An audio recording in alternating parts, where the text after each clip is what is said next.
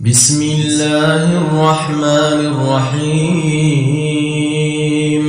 تبارك الذي بيده الملك وهو على كل شيء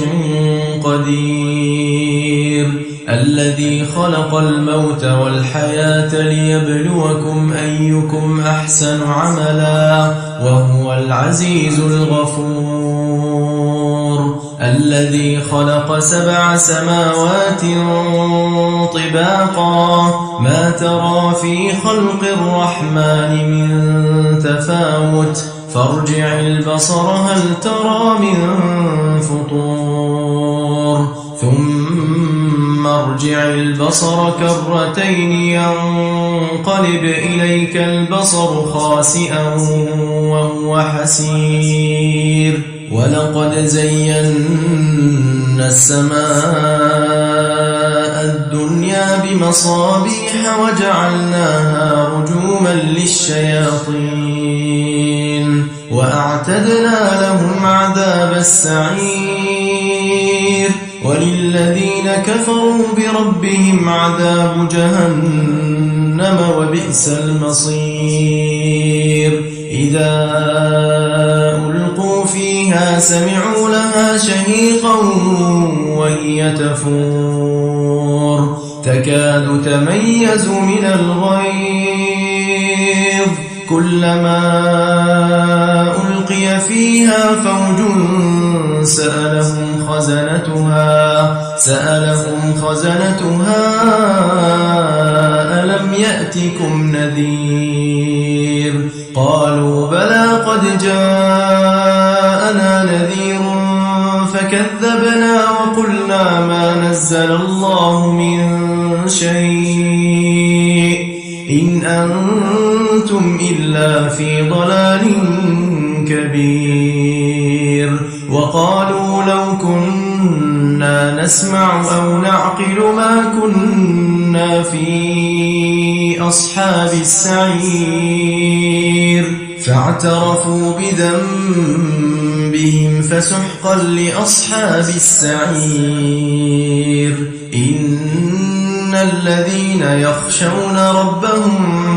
بالغيب لهم مغفرة وأجر كبير وأسروا قولكم أو اجهروا به إنه عليم بذات الصدور ألا يعلم من خلق وهو اللطيف الخبير هو الذي جعل لكم الأرض ذلولا فامشوا في مناكبها وكلوا من رزقه وإليه النشور أأمنتم من في السماء أن يخسف بكم الأرض فإذا هي تمور أم أمنتم من في السماء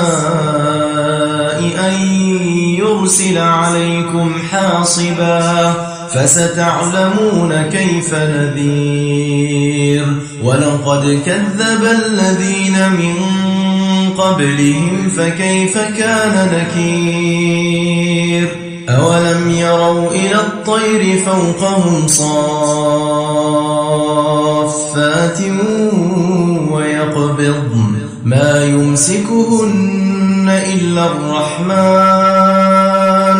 إنه بكل شيء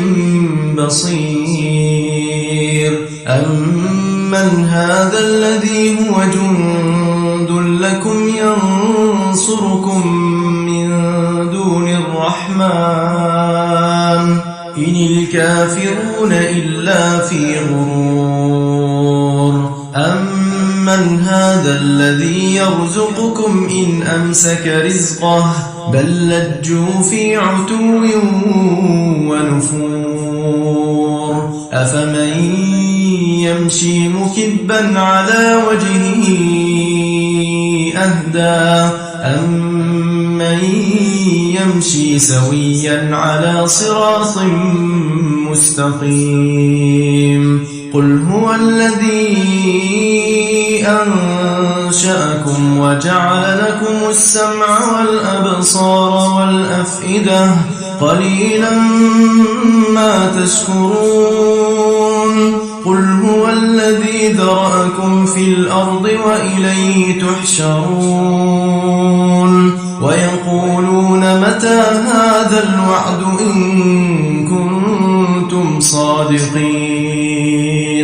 قل إنما العلم عند الله وإنما أنا نذير مبين فلما رأوه زلفة سيئت وجوه الذين كفروا وقيل هذا الذي كنتم به تدعون قل أرأيتم إن أهلكني الله ومن معي أو رحمنا فمن يجير الكافرين من عذاب أليم قل هو الرحمن آمنا به وعليه توكلنا فستعلمون من هو في ضلال مبين قل أرأيتم إن أصبح ماؤكم غورا فمن يأتيكم بماء